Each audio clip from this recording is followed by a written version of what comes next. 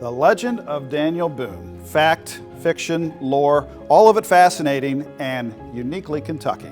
We'll examine a few Boone-attributed items here at the Kentucky Historical Society to try to get closer to the man rather than the myth.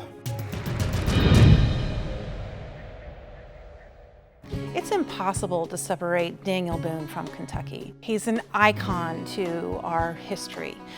He's that symbol of the frontier spirit, his ferociousness as a hunter, his life as a frontiersman, but most of all that idea of coming through Cumberland Gap, leading settlers into Kentucky.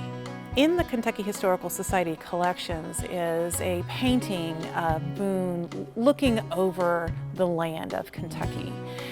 It was not an unpopulated land, and his relationship to the native tribes was relatively complicated, but it somehow also led to that legend that becomes Daniel Boone. We have a number of items in the Kentucky Historical Society collections related directly to Daniel Boone.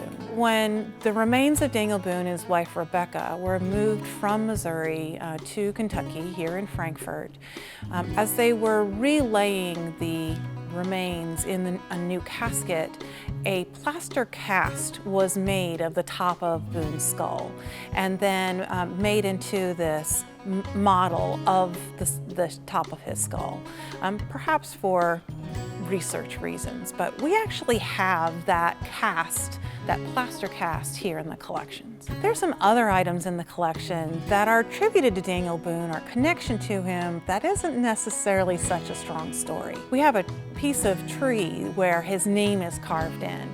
Now we have no idea if he actually did it or someone else did. We also have Daniel Boone's rifle. The only problem is that, first of all, the name is spelled incorrectly, and I'm pretty sure Daniel Boone might have known how to spell his own name.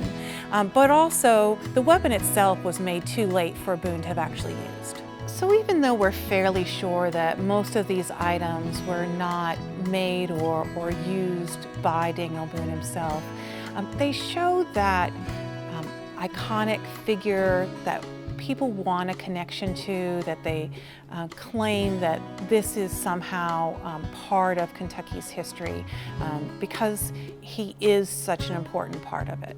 To learn more, visit us online at history.ky.gov. From the Kentucky History Center and Museum in downtown Frankfort, I'm Doug High.